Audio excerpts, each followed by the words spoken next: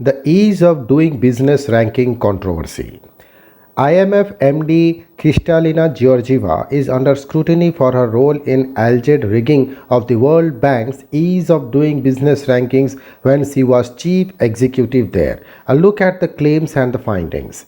On Tuesday, the executive board of the International Monetary Fund came out backing its managing director, Kristalina Georgieva, stating it has full confidence in her. The announcement aimed to quell weeks of increased questioning about Georgieva's role in alleged rigging the World Bank's ease of doing business rankings when she was the chief executive there.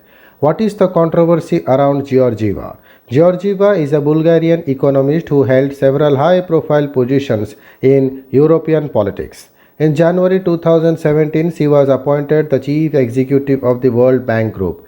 In January 2019, she took over as the interim president of the WB Group after Jim Yong Kim resigned 3 years before the end of his second term.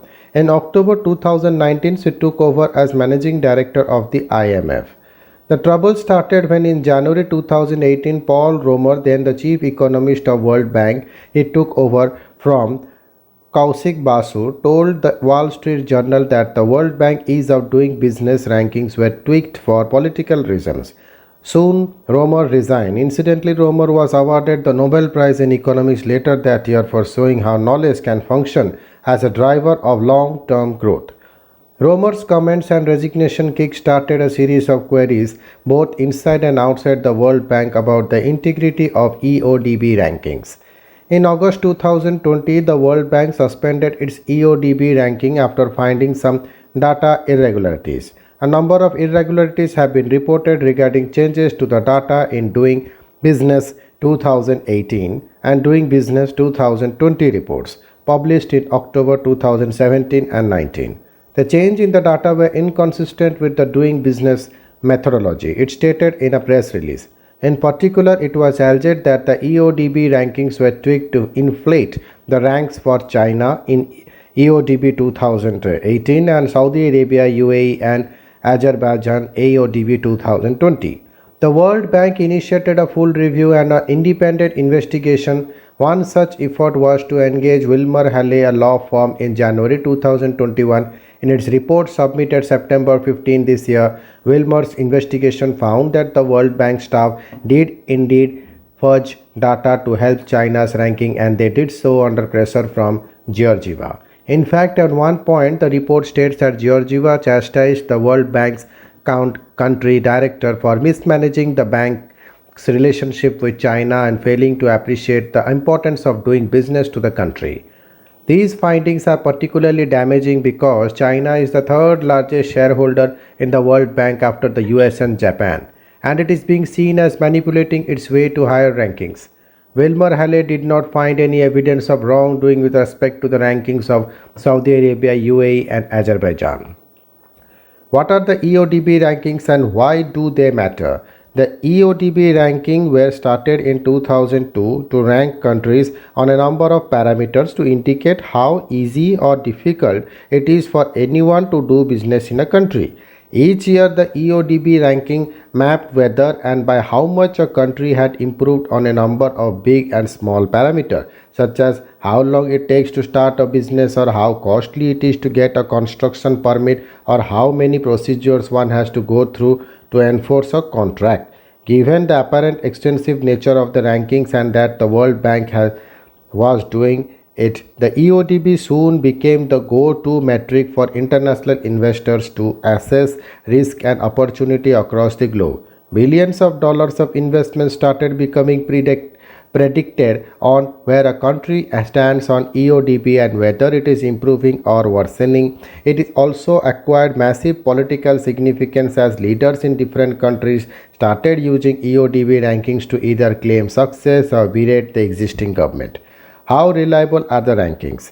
Even before this controversy, it was openly known that there are several gaps in the ranking. For example, in India, which had registered a massive jump in the last few years, all the data to construct the ranking was taken from just two cities, Mumbai and Delhi. Any ranking based on such a small sample ignored how remarkably the ease of doing business varied once one moved away from these two metros. Such weaknesses were exploited in boosting China's ranking. The Wilmer-Halley report states that at one point when Georgieva took direct control of China's ranking and was looking for ways to raise it, a junior member suggested that they just take the average of the two best performing cities, Beijing and Shanghai, as they do for several other countries, instead of taking a weighted average of several cities. By cherry picking the two cities, China's ranking would go up. How can the ranking methodology be improved? On September 1, the World Bank also published the funding findings of an external panel review of its EODB methodology. It stated that the current methodology should be significantly modified, implying a major overhaul of the project. Some of the key recommendations are a substantial methodological shift away from hypothetical case studies and in favor of more data collection from representative samples of actual business owners and operators of their de facto experience of doing business. Don't ignore the government functions that provide essential public goods to the private sector, transport and communication infrastructure, a skilled workforce, law and order.